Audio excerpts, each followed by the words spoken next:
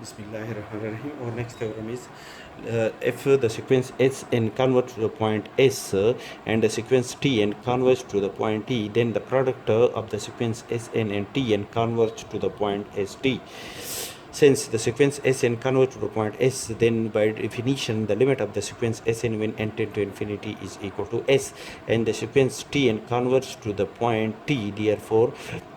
the limit n tend to infinity Tn is equal to T.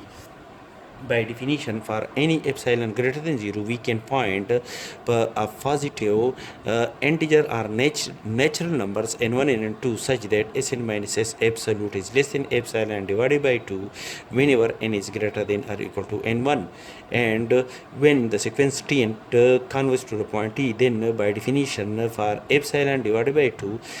Stn minus T absolute is less than epsilon divided by 2 whenever n is greater than or equal to n2.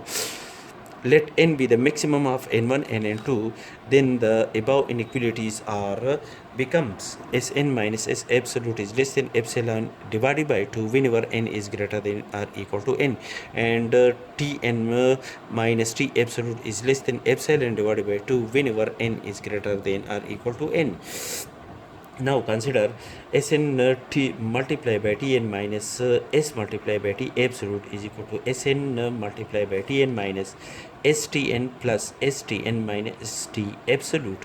which is equal to, after the element Tn is common, Sn minus S plus S is common in these two terms, Tn minus T absolute, which is less than or equal to Tn multiplied by Sn minus S absolute plus S multiplied by Tn minus T absolute. After the rearrangement, which is equal to Sn multiplied by Tn minus St absolute is less than or equal to Tn absolute Sn minus S absolute plus S absolute multiplied by Tn minus T absolute. Since the sequence Tn is convergent sequence, so it is bounded as by a theorem which states that every convergent sequence is bounded, that is, there exists a positive integer k by definition when the sequence Tn is convergent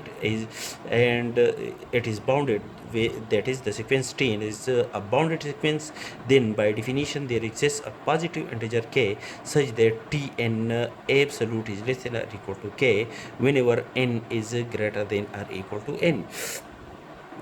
Hence, the above inequalities become Sn Tn minus St absolute is less than or equal to Tn absolute Sn minus S absolute plus S absolute Tn minus T absolute, which is less than or equal to, according to the above condition, which is less than or equal to k multiplied by n less than epsilon divided by 2, that is Sn minus S absolute is less than epsilon divided by 2 plus S absolute, and Tn minus T absolute is less than epsilon divided by 2 whenever n is greater than or equal to n. It is k multiplied by epsilon divided by 2 plus S absolute epsilon divided by 2 is equal to epsilon 1, that is Sn multiplied by Tn minus St absolute is less than epsilon 1 whenever n is greater than or equal to n, that is the product of the sequence Sn Tn when limit n tend to infinity is equal to St, which is required.